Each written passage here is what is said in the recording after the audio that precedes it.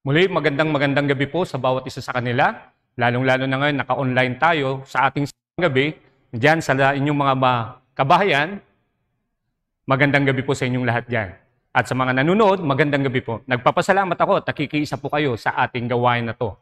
At bago ako tuloy doon sa aking sasabihin, sa aking imimensahe ngayong gabi, nais ko munang magsabi ng Merry Christmas sa inyong lahat.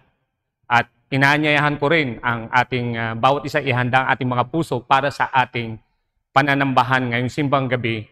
Kaya tinatawagan ko ang music team upang pangunahan tayo sa ating mga awiting ngayong simbang gabi. Come and join us in worshiping the Lord today. Let's proclaim that Jesus Christ is Lord. In the power of His name, there is victory, there is freedom. In Jesus' name. Come on, church, we sing. Oh, oh, oh.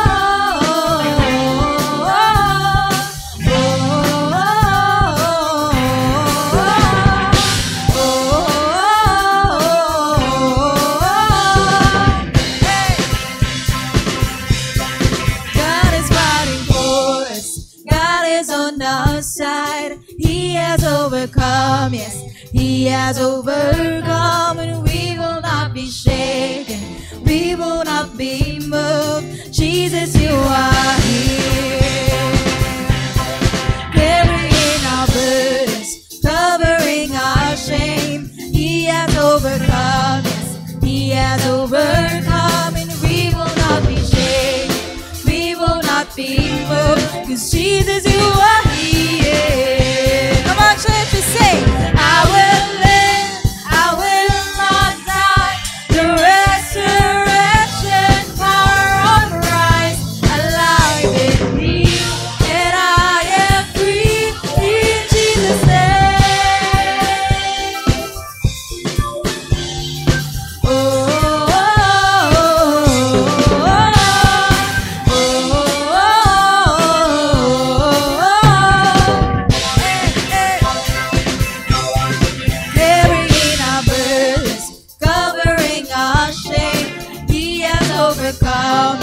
He has overcome, and we will not be shaken, we will not be moved, 'cause Jesus, you are here.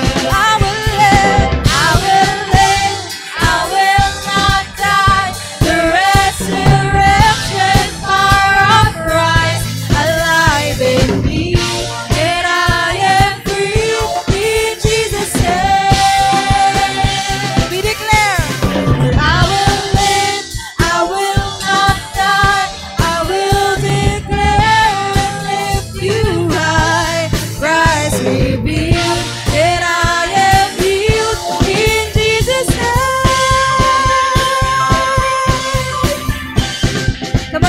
let us all clap our hands to Him.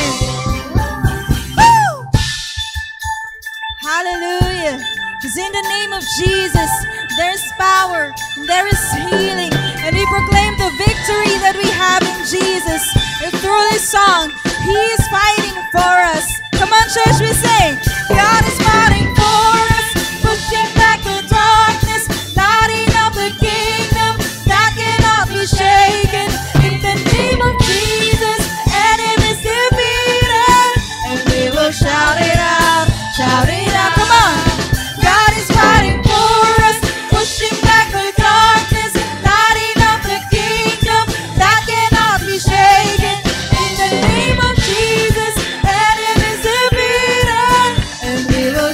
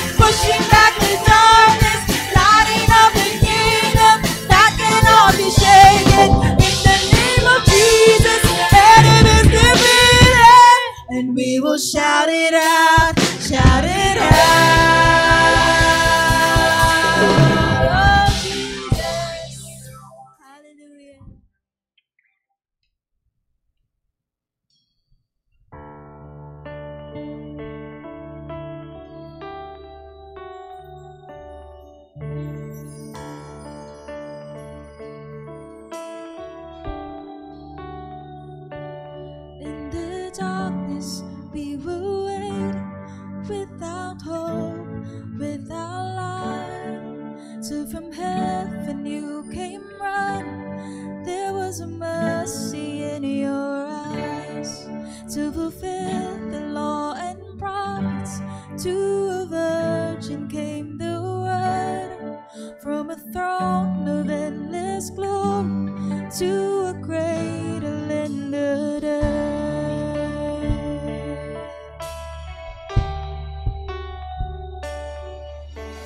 Praise the Father, praise the Son, praise the Spirit, three in one. God of glory, majesty,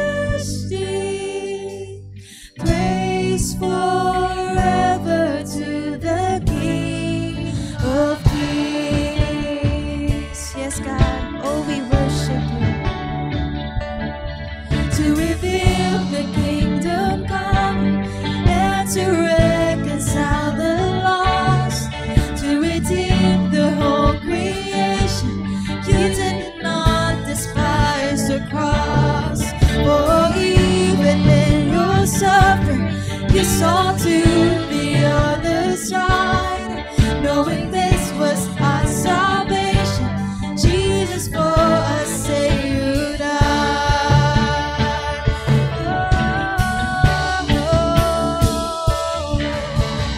Praise the Father, praise the Son, praise the Spirit, three in one.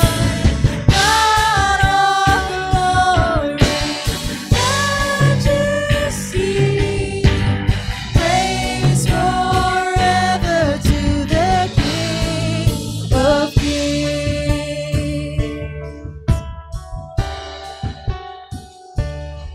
In the morning that you rose, all of heaven held its breath. And the dead turned for good, and for the Lamb had conquered death. And the dead rose from their tombs, and the angels stood in awe, for the souls of all who'd come to the Father are restored. And the church of Christ was born, and the Spirit lit the flame. Now this gospel through the bone shall not kneel, shall not faint. By His blood and in His name, in His freedom I am free. For the love of Jesus Christ, who has resurrected me.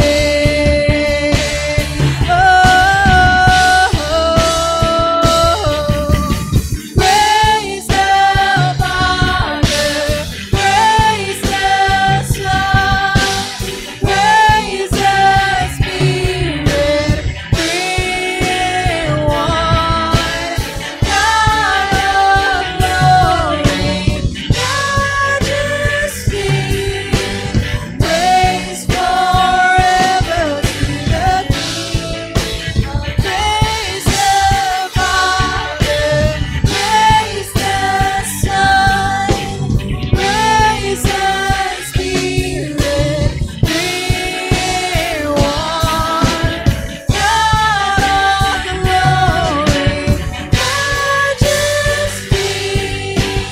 praise forever to the King of Kings. Praise forever to the King of Kings.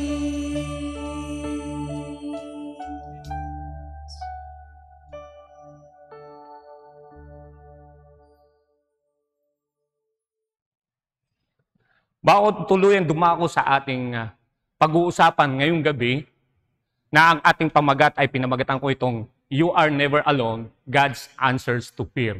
Hindi ka nag-iisa, ang Diyos ang tugon sa ating mga takot. At ito'y mababasa natin sa Hebrew 13 verse 5 to 6. Nais ko muna tayo ay yumuko at manalangin. O Ama naming Diyos na makapangyarihan sa lahat, maraming salamat sa bawat mga kapatid, Panginoon, na nakiisa sa gawain to, sa simbang gabi na ginagawa ng aming iglesia. Salamat sa kanilang buhay, sa kanilang puso't isipan na nakatuon ngayon sa kanilang mga TV, Panginoon, o sa FB o Bias Home na nakikisa para sa gawain ito. Salamat sa kanila sapagkat alam ko po, Panginoon, na ang minsang ito ay hindi po masasayang. Kaya't hinihiling ko ang iyong banal na Espiritu Santo upang pangasiwahan ang tenga ng bawat isa at ganun din ang kanilang puso't isipan upang may sakotuparan ang mensaheng ito sa kanilang mga buhay. Salamat muli sa pangalan ng iyong bugtong nanak na aming Panginoong Jesus.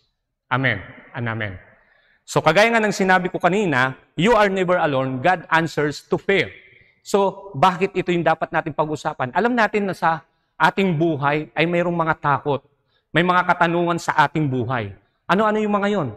Maaring masasabi mo ngayon? Dahil Christmas, yan, yung mga nakatanggap ng bonus o nakatanggap ng 13 month, maaring masaya sila.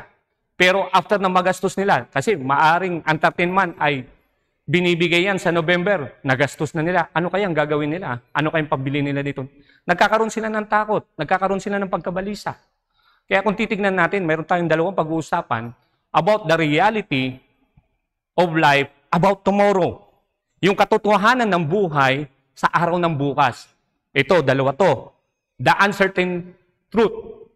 Ang ibig sabihin nito, ano yung katotohanan nitong, yung walang katikayakan katotohanan. Ito yung mga worries of tomorrow. Ito yung mga alalahanin ng araw sa araw ng bukas. Ano-ano yung mga yon? Maraming bagay yan. Kaya nga sabi ko kanina, maraming tanong yan. May bakit, may ano, kailan, saan. So maraming tanong po yan. That is worries of tomorrow. Ang pangalawa dyan ay yung tinatawag natin, the unchangeable truth. Ito yung walang pagbabagong katotohanan. Walang iba kundi ang salita ng Diyos. Kaya makinig ka. Dahil ang pag-uusapan natin ay patungkol sa salita ng Diyos. Okay? So, the uncertainty of truth, worries about tomorrow, ay mayroon tayong dapat matutuhanan to. Ano-ano itong mga to? Ito yung mga malimit na tinatanong o nangyayari sa buhay. Ito yung sinasabi nating, life is full of dismay. Life is full. Yan. Punong-puno ito ng kabalisahan. Punong-puno ito ng discontentment. Full of discontentment. Punong-puno ito ng walang pag-asa. Maraming nagsasabi, lalo-lalo na sa panahon na to. Alam niyo po ba sa bansang Amerika, pag dumarating ang Christmas, maraming nawawalan ng pag-asa. Maaari dito sa ating bansa, ganun din.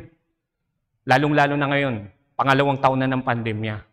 Ang mga pagtatrabaho, ang trabaho ay nahati. Dati buong 26 days nagtatrabaho sila. Ngayon, hinati. 14 days na lang o 13 days na lang. Tapos, sa susunod na ulit siya na buwan na magtatrabaho. So, may kakulangan. Diba? May kakulangan. Kaya, walang pag-asa. Then, the unchangeable truth. The Word of God. Kaya naituro ko to nung Wednesday, inuulit ko lang ngayon. Kapag ito ay ating inaalala, the truth is unchangeable. Ang salita ng Diyos ay hindi nagbabago mula nung magpakailanman hanggang ngayon hindi pa rin nagbabago. Kaya kapag dumarating yan sa buhay natin, ang sabi nga doon, stop worrying about tomorrow. But we have to start praying, yan, bringing our petition to God with thankfulness. Then stay safe in union with Christ, with God, divine peace. Kapag ito ay ginawa mo, that is the Word of God. Mababasa natin yan sa Philippians chapter 4, verse 6 to 7. So, kuban ng Panginoon yan. Stop worrying, start praying, then stay safe in union with Christ. Okay? So, tignan natin, ano ba dapat natin pag-usapan? Patungkol sa Hebrew chapter 13, verse 5 to 6. So, tignan po natin yung ating teksto. Sa New King James Version, ganito po ang pagkasabi, let your conduct be without covetousness. Be content with such thing as you have, for He Himself has said, I will never leave you, nor forsake you. Ganon din sa NLT o sa NIV, ganito ang pagkasabi. Keep your lives free from the love of money. The covetousness, kung titignan natin, walang pag-iimbot, yung kasakiman, malimit, binanggit dito yung love of money. Kaya ginamit niyo yung word na love of money. And be content with you have because God has said, never will I leave you, never will I forsake you. Sa NLT, ganito rin pagkasabi. Don't love money, be satisfied with what you have. For God has said, I will never fail you, I will never abandon you. Mayroon tayong 3 bagay na pag-uusapan patungkol dito. Kinuha ko ito sa medical term. Ang una ay yung tinatawag nating prohibition, yung pinagbabawal. Be not covetousness, that is the love of money. Open and close parenthesis. Kasi pinagsama-sama ko yung 3. Pinag-aralan ko. Yung covetousness doon, yung walang pag-iimbot, yung kasakiman doon, malimit sa love of money nangyayari. Yung sakim ka sa pera. Lalong-lalo ngayong Pasko, marami kang pera. Marami kang dapat bilhin. Nakakatuwa, di ba? May bonus ka, may 13-month ka, may sweldo ka pa. Wow, maraming mabibili yon. Pero paano kaya sa wala, di ba? Yan, gagawa sila ng paraan para makakuha ng pera. Because loving money, it says, means use it your desire of that money. Your emotion are attached to the money. The affection of your heart is centered on the money. That will result to all wrongdoings to gain excessive material wealth.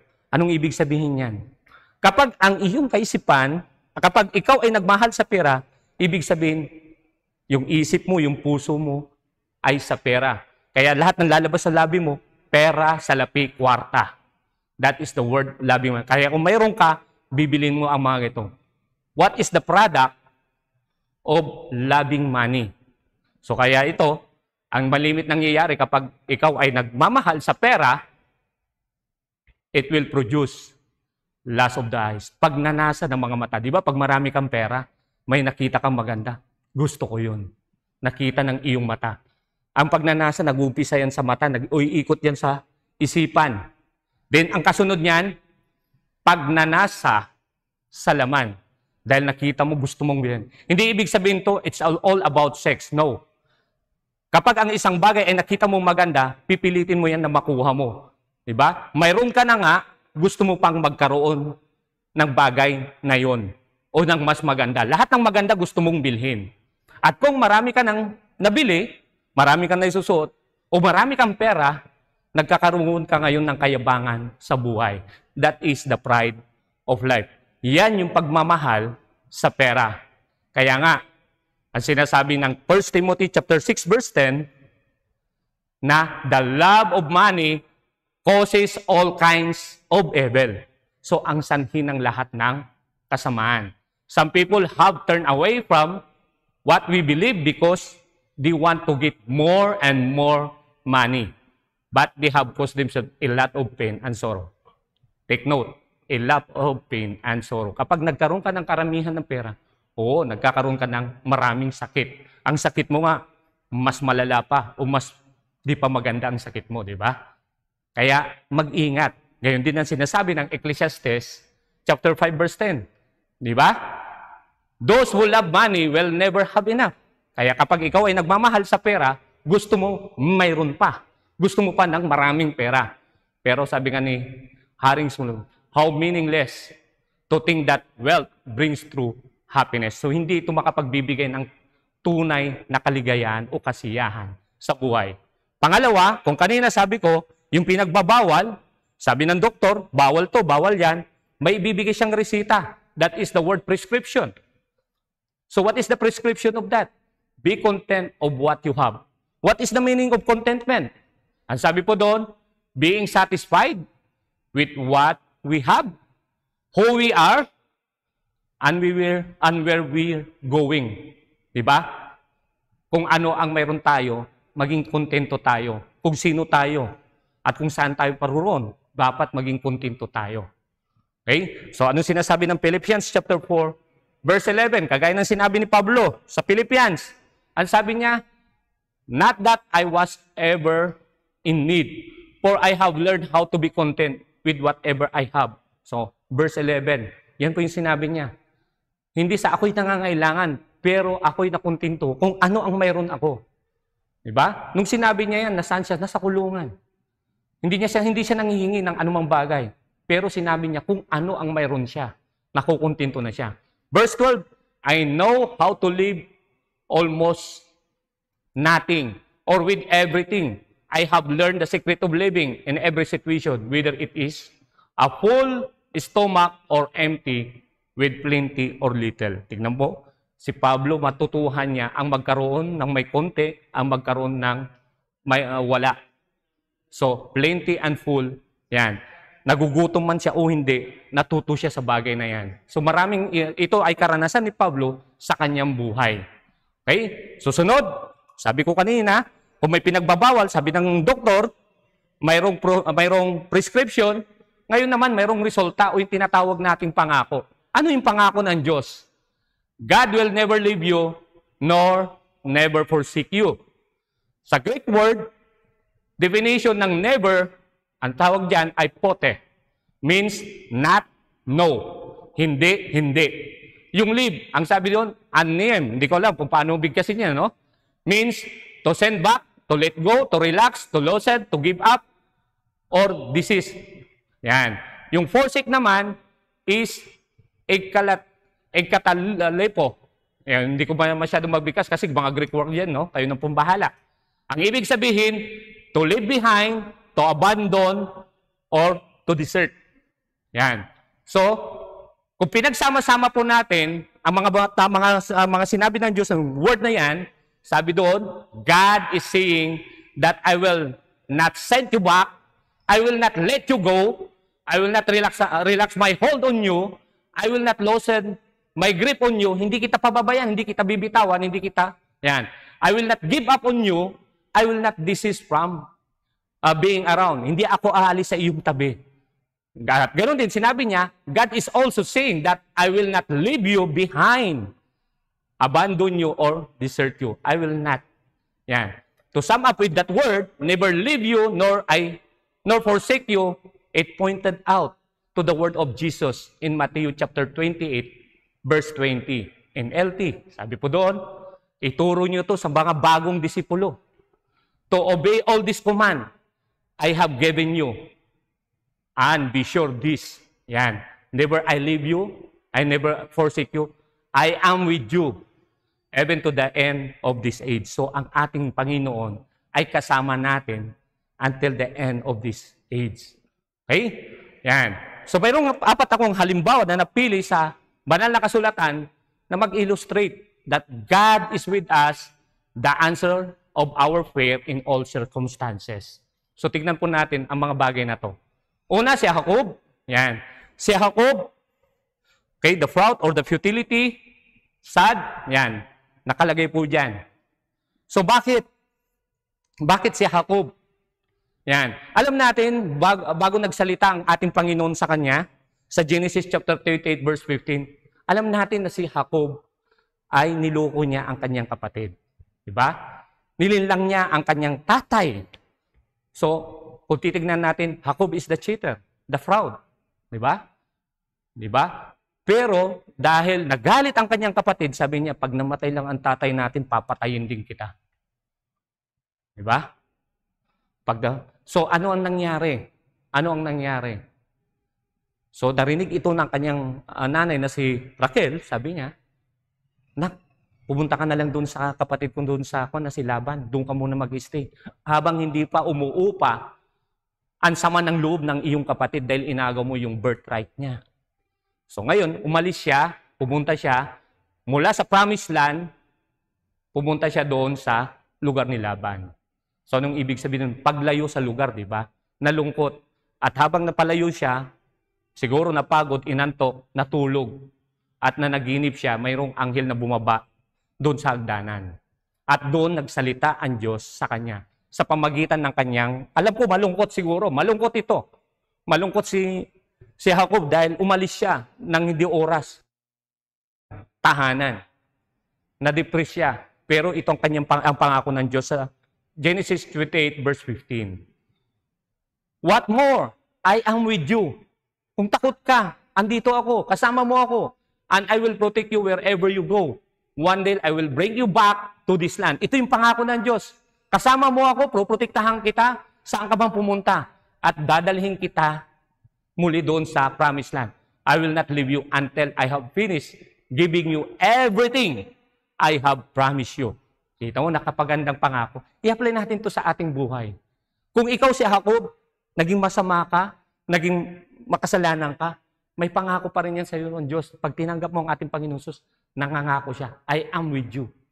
God is with you. It will never leave you. Then, sunod, Israel, the frightened, the startled. Natakot, nanginig. Bakit ito nanginig? Natakot. Kasi, anong dahilan? Ang dahilan nito, nagpaalam na si Moises sa kanila na mamamatayan. Kaya dahil sabi ni Moises, hindi na ako makakaparoon doon sa promised land. Dahil nagkasala ako sa Diyos. Dahil may ginawa akong hindi maganda. Hindi na, pinaintulutan ng Diyos na pumunta ako sa promised land. Kaya kayo na lang. At isa, matanda na ako. Yun yung sabi ni Moises. Kaya nagpaalam siya sa kanila. Kaya itong mga Israelita nagkaroon ng takot. Nanginig. Sabi niya, paano na kami? Paano na yung promised land na pupuntahan namin? Paano kami? Hindi namin malalabanan yung mga tao doon. Napakasama ng tao doon. Ang lalaki nila, lalo-lalo na yung mga spy. Hindi namin kaya kung wala ka, Moises. Pero ang sabi ni Moises sa pamagitan ng salitang to, Deuteronomy 31 verse 6, be strong and good courage. Do not fear and not be afraid. Tingnan mo be strong. Yan. Pero ang pinakamagandang doon, ang sinabi ng ating Panginoon, for the Lord your God, He is the one goes with you. Yun sinabi ni Moises sa kanila. Ang Diyos ay kasama nyo papunta roon. He will not leave you nor forsake you.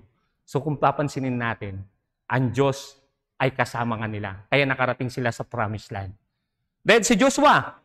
Si Joshua ang piniling papalit kay Moises kasi siya yung kanang kamay. Pero nagkaroon ng takot. Maaring si Joshua nung time na yan, nabigla sa pagkapili sa kanya. Although alam niya na siya ang pipiliin, pero hindi pa rin niya batid. Nagkaroon pa rin siya ng takot. Kaya nagsalita ang Diyos sa kanya sa Joshua chapter 1 verse 5.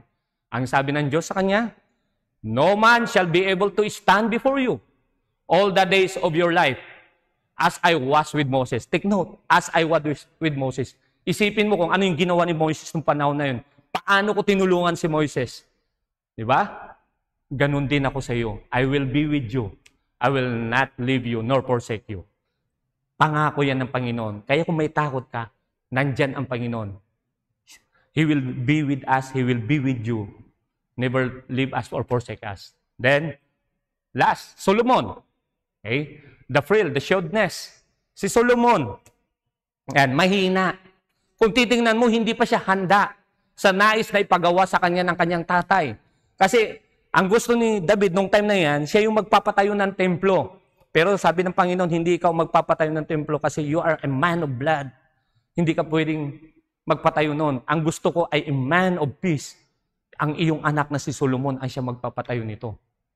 Kaya ngayon, isinalin ni Haring David kay Solomon ang pagpapatayo. Pero si Solomon nung time na yan ay hindi pa handa. Diba? Hindi pa siya handa sa gagawin na yan. Kaya nga sabi ni Haring David sa 1 Chronicle chapter 28 verse 20, and David said to his son Solomon, be strong and of good courage. Magpakatatag ka, magpakatapang ka. And do it. Do not fear. Do not be dismayed. For the Lord God, my God. For the Lord God, ng aking Diyos, ang iyong Diyos, will be with you. And He will not leave you nor forsake you until you have finished all the works for the service of the house of God. Kung titingnan po natin itong apat na ito na pinili na nakita ko sa Biblia, na ang Diyos ay nasa sa kanila hanggang matapos yung ipinapagawa sa kanila. Kaya ako'y nakakatiyak, kung mayroon mang pinapagawa ang Diyos sa buhay natin, na may kasamang takot, tapusin niya ng Diyos na may magandang resulta. Kagaya ng apat na tao, ng mga taong to, o halimbawa na ito, na ipinakita ko sa inyo. Bakit? Anong sinasabi ng Philippians chapter 4 verse 6 in LT version? Ako'y nakakatiyak na ang Diyos who began the good works within you, na siyang nagsimula, naggawain para sa inyo, ay siya rin ang magpapatuloy ng trabaho yan until it is finally finished on the day when Christ Jesus return. Tingnan mo, yan yung pangako ng ating Panginoon. Kung ano ang inumpisahan niya at tinapos niya sa iyong buhay. Yan. Gagawin niya ng ating Panginoon. Inumpisahan niya, tatapusin niya hanggang sa pagbabalik ng ating Panginoong Hesus. O hanggang yung huling paghinga na may magandang resulta. Kagaya ng sinasabi kayo, huwag kang matakot. Kagaya ng sinasabi ng Isaiah 41 verse 10. So do not fear, for I am with you. Do not be dismayed, for I am your God. I will strengthen you and help you. I will uphold you with my righteous right hand. Yan po ay pangako ng Panginoon. Kaya yan, kapag pinanghawakan natin ang salita ng ating Panginoon, ang kanyang mga pangako, mayroon tayong lakas na sasabihin. Diba? May tapang tayo na sasabihin.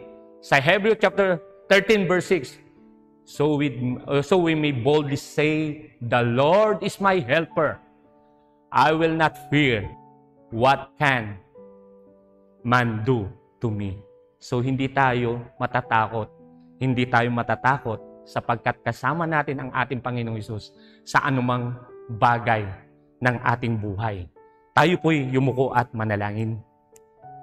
O Ama naming Diyos na makapangyarihan sa lahat, maraming salamat sapagkat alam po Panginoon, na ang mga salitang ito, Panginoon, ay patuloy mong sisilyuhan sa aming puso't isipan na hindi lang ito ng aming tinga, Panginoon, kundi pumasok ito sa aming puso't isipan na maging reminder o paalala sa amin sa mga oras na dumarating kami sa takot, Panginoon. Sapagkat ang iyong tugon sa bawat isa sa amin kapag kami nakakaranas ng pagkabahala, pagkabalisa, ay isa lang ang sinasabi mo, anak, ako'y nasa iyo, kasama mo ako. You are with us, Father God. And thank you because of this word, Father God, in Hebrew chapter 13, verse 5 to 6, Father God, that you will not forsake us nor leave us, Father God. So maraming salamat sa pangakong yan. Kahit Ama, tanggapin mo ang aming papurit pa sa salamat sa tanging pangalan ng iyong bugtong na anak na aming Panginoong Hesus. Lahat po'y magsabi ng Amen and Amen.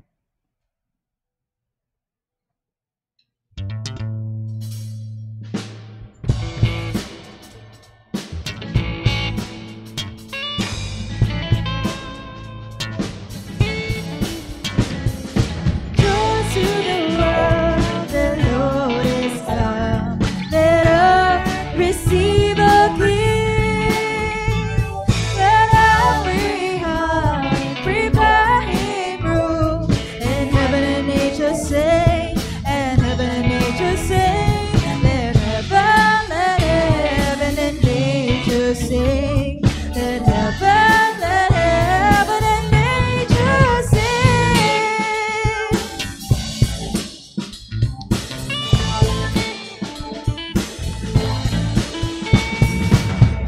To the earth, the Savior reigns. Let him bend the songs and blood, while fields and loves, rocks, hills and plains, repeat the sounding joy, repeat the sounding joy, repeat the sounding joy.